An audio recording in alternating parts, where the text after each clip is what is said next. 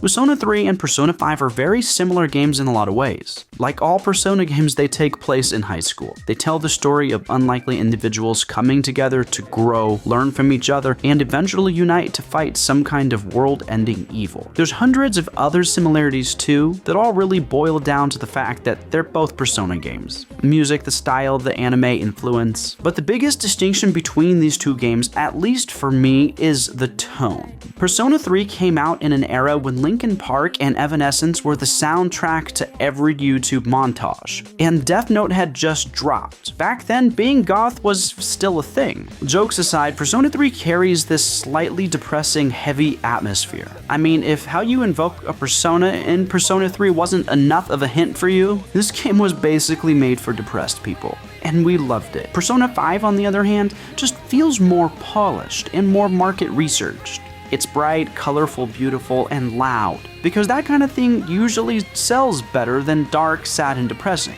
Now, don't get it twisted. I'm not saying Persona 5 is contrived or inauthentic. No, Persona 5 is unique, stylish, and authentic as hell. And it's not afraid to get dark in its own right. But there's definitely a more Marvel-esque pop culture lightheartedness baked into its DNA. You can see it when Mona is being campy but cute. You see it in Futaba throwing out Pokemon and Power Ranger references. You see it in the fact that the game rarely gives consequences to its characters and doesn't have the guts to actually kill anyone off. And again, I'm not saying this is bad, it's just tonally different. And in the defense of Persona 5, I think it really nails the balance of trying to be more mainstream while still staying true to the Persona franchise. But frankly, that topic probably deserves its own video just to itself, so we'll save that for another time. But regardless, Persona 3 by contrast is flawed, it's unbalanced. It has way more insta-deaths than Persona 5. It has lulls in the middle of the game where a lot of players drop off.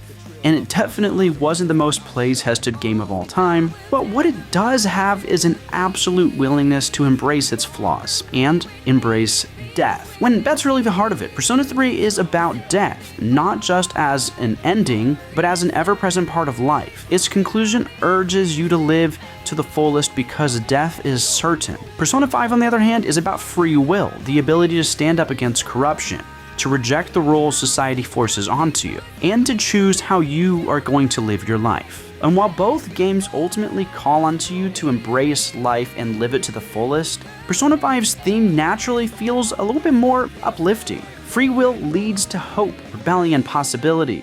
Death, though, no matter how much meaning you draw from it, will always carry weight, sadness, and finality.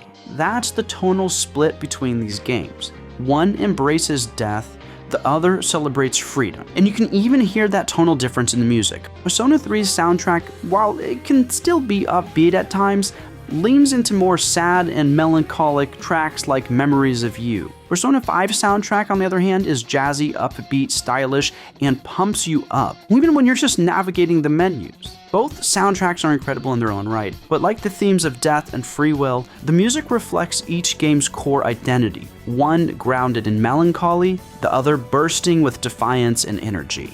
At the end of the day, that's what makes the Persona series so special.